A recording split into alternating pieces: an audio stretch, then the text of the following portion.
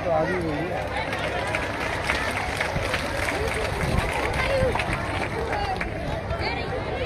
मैं आदरणीय बहन जी से विनम्र आग्रह करता हूं कि आप अपने ख्यालात रखें। आदरणीय बहन जी,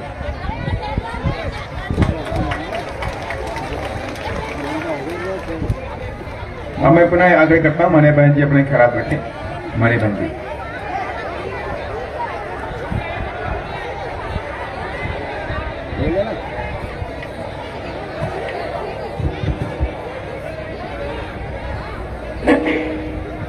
चुनावी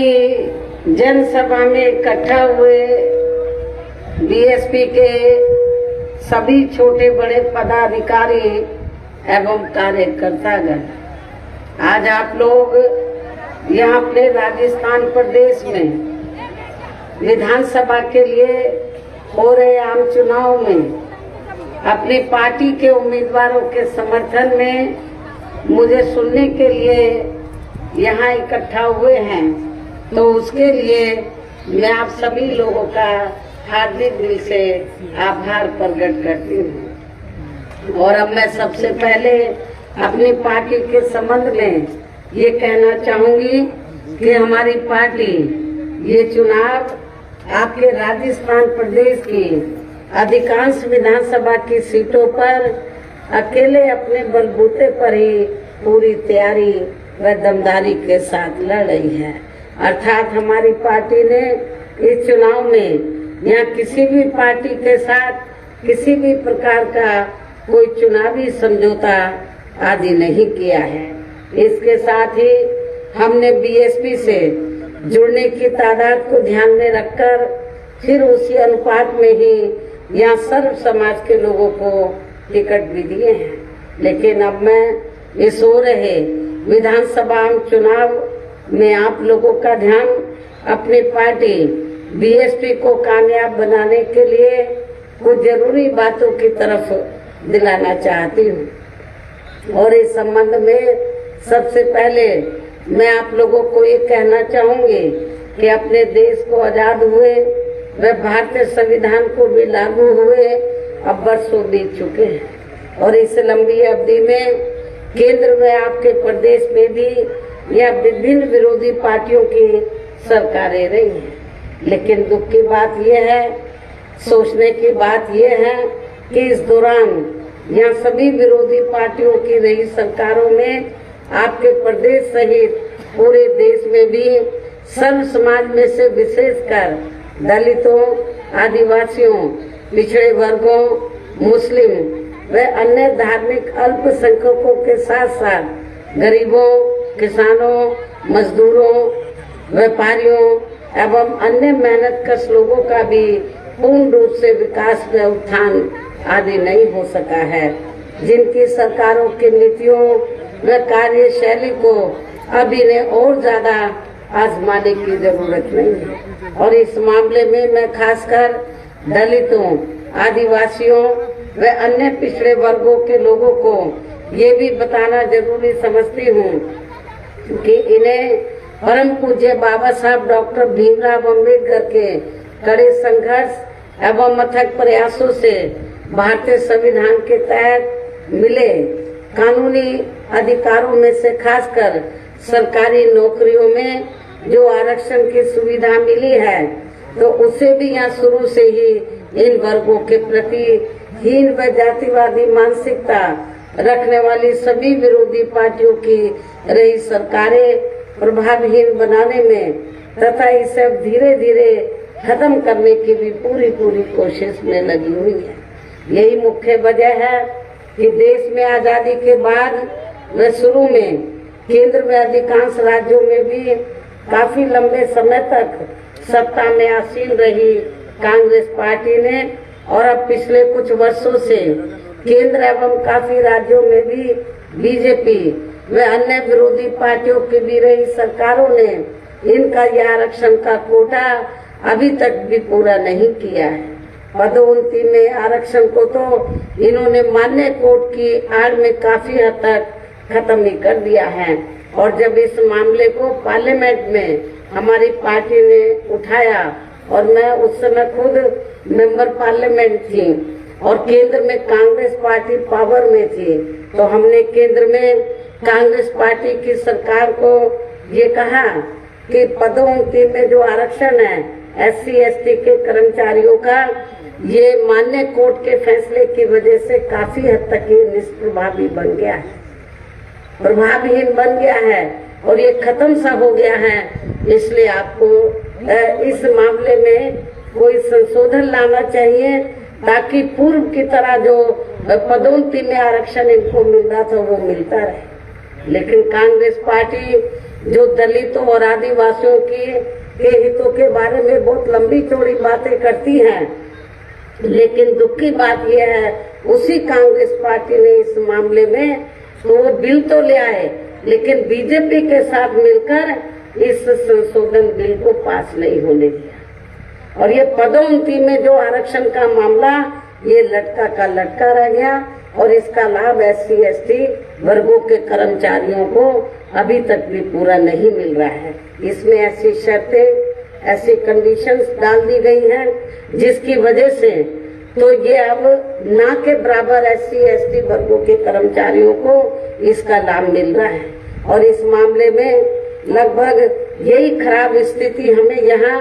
आपके राजस्थान प्रदेश में भी देखने के लिए मिल रही है। इसके साथ ही अब इन वर्गों के लोगों को प्राइवेट सेक्टर में आरक्षण दिए जाने की व्यवस्था किए बिना ही केंद्र व राज्यों में भी ज्यादातर सरकारी कार्य यहाँ प्राइवेट सेक्टर के जरिए देश के अधिकांश बड़े बड़े पूंजीपतियों व धन्ना सेठों को ही दिए जा रहे हैं, जिसके कारण अब पूरे देश में इन वर्गों के लोगों को आरक्षण का बहुत कम ही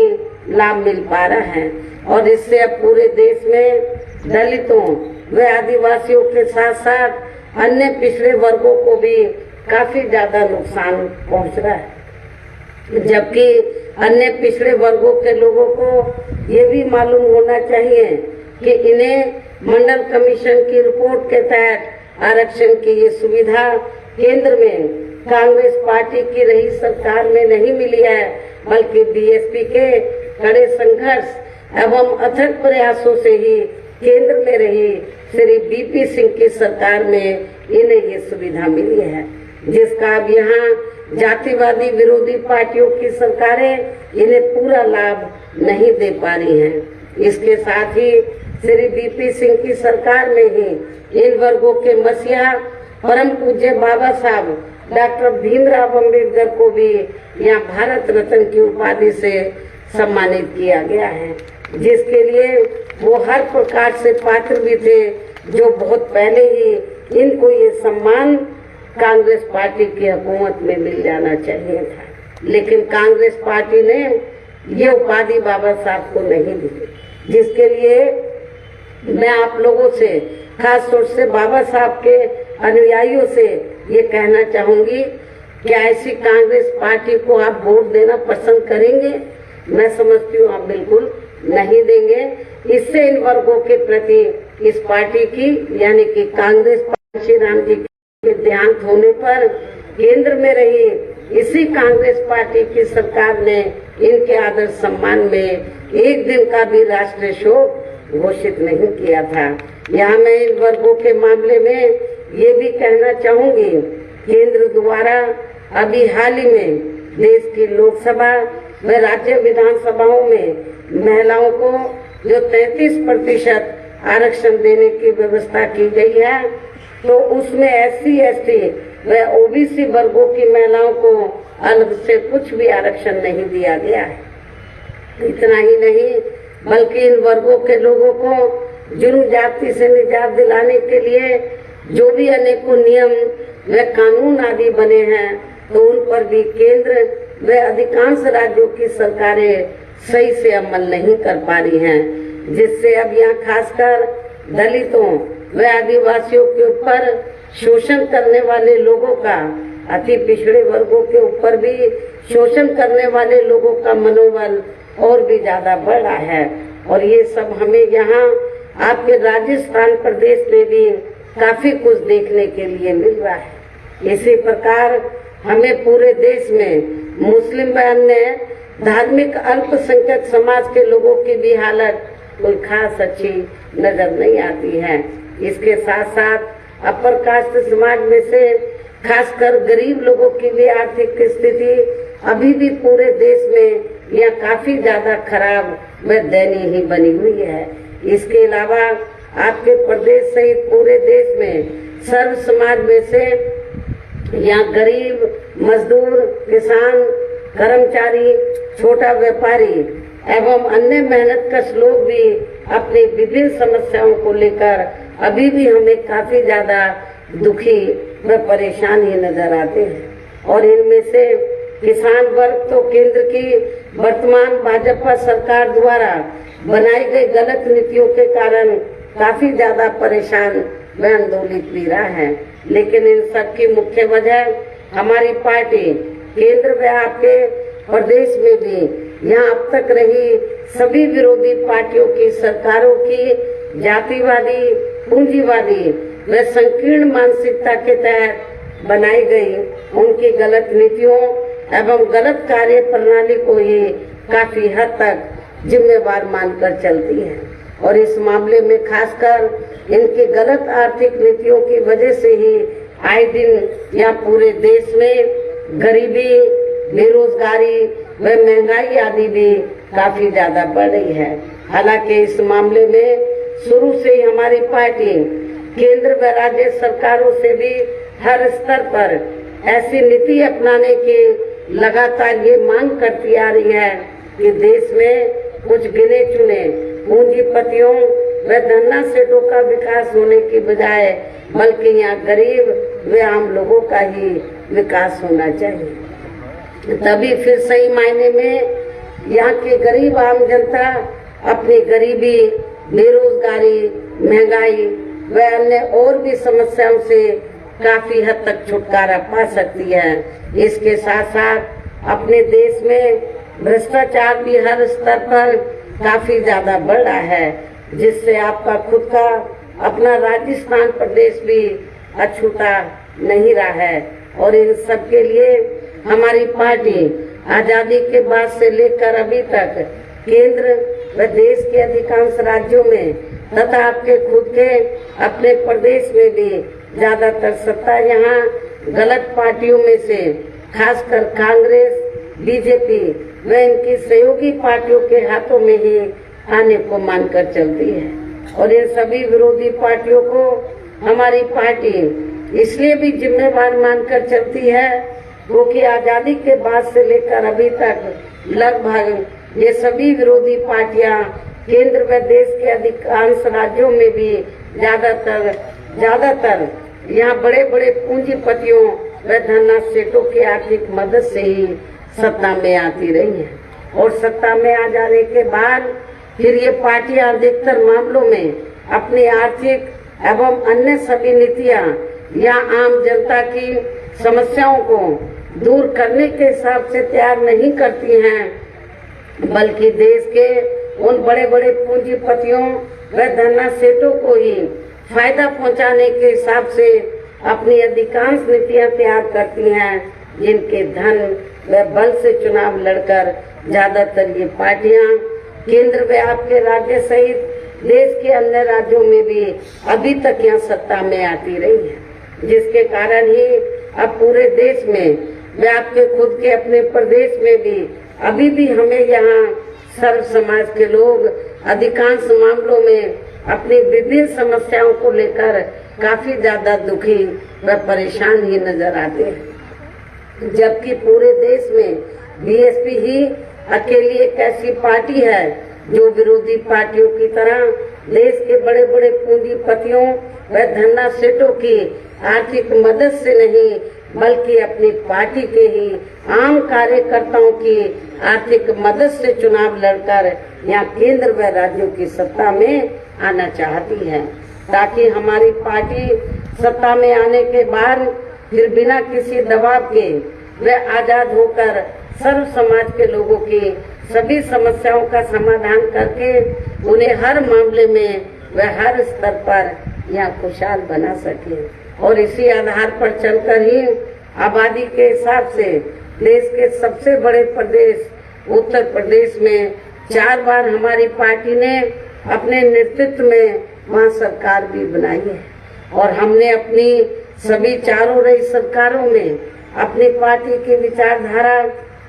एवं सिद्धांतों के, लेकिन सभी मामलों में प्राथमिकता पहले हमने वहाँ सर्व समाज में से विशेषकर उन कमजोर, उपेक्षित तथा गरीब एवं असहाय लोगों को ही दी है, जिनकी वहाँ हर मामले में व हर स्तर पर सभी विरोधी पार्टियों की रही सरकारों में उनकी हीन, जातिवादी, संकीर्ण व पूंजीवादी सोच होने के कारण काफी ज्यादा उपेक्षा की गई है। इसके साथ साथ हमने उत्तर प्रदेश में गरीब एवं बेरोजगार लोगों को दूसरी पार्टियों की रही सरकारों की तरह मामूली सा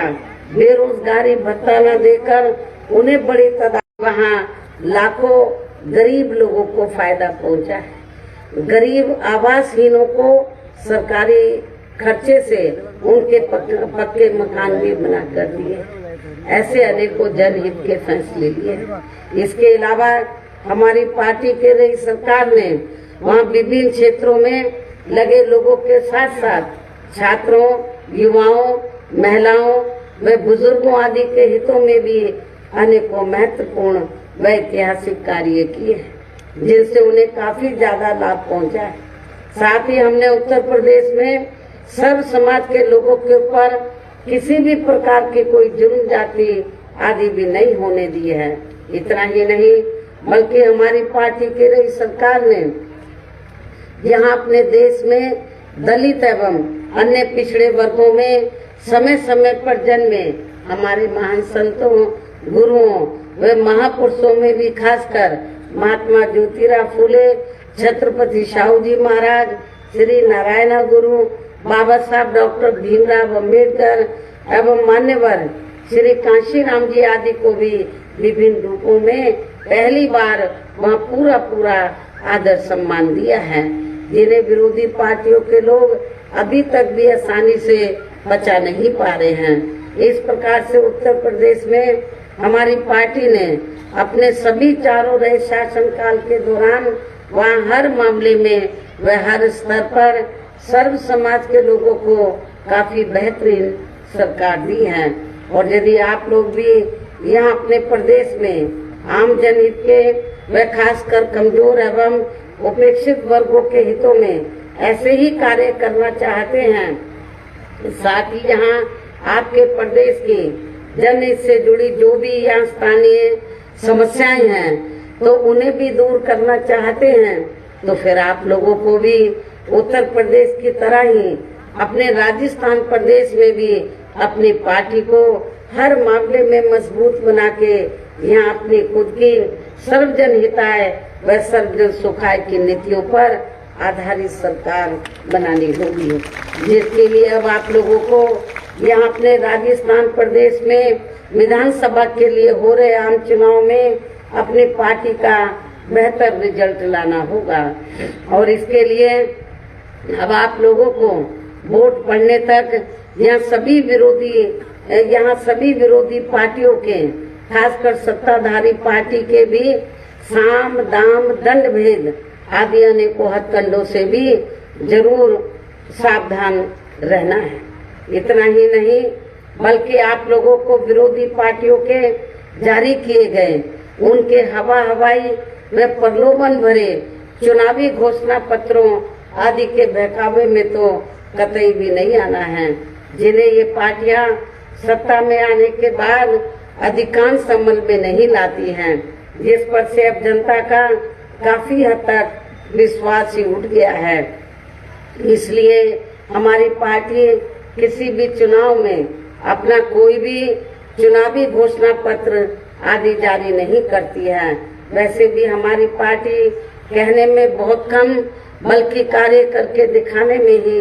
ज्यादा विश्वास रखती है। अर्थात हमारी पार्टी जो कहती है उसे करके भी दिखाती है, और ये सब हमने बिना घोषणा पत्र जारी किए हुए उत्तर प्रदेश में करके भी दिखाया है। और अब मेरा यही कहना है कि आप लोगों को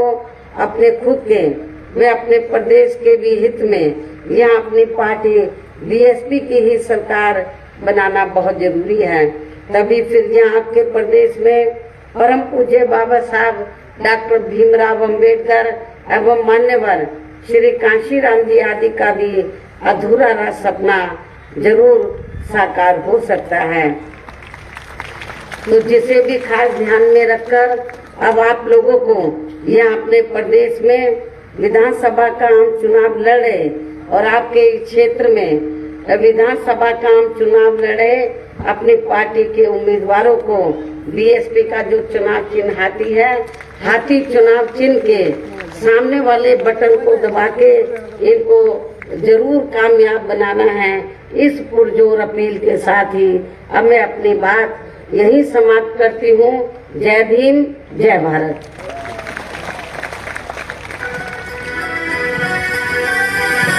दोस्तों, जिस घड़ी का आपको इंतजार था वो घड़ी आ गई है। जी हाँ, अग्रवाल कोचिंग सेंटर के द्वारा अग्रवाल एसएससी कैंपस का शुभारंभ 17 मई से किया जा चुका है, जहां आपके लिए होगा उच्च स्तरीय पाठ्य सामग्री के साथ बेस्ट फैकल्टी का समागम व अध्यापन। यदि आप अपने एसएससी के सपनों को साकार करना चाहते हैं तो फिर हो जाइए तैयार, क्योंकि जब अग्रवाल कोचिंग सेंटर का हिस्सा तो फिक्र की क्या है। एसएससी व रेलवे के बैच में छात्राओं को मिलेगा 50% डिस्काउंट। ऑफर सीमित समय के लिए। एसएससी के न्यू बैच हो चुके हैं प्रारंभ, तो फिर आज ही संपर्क करें। पता Agarwal SSC campus, Kushalgarh lake के सामने, राघव बिग बाजार के ऊपर, Nahar road, Gangapur city. Contact number 9777003170 और 8104172612।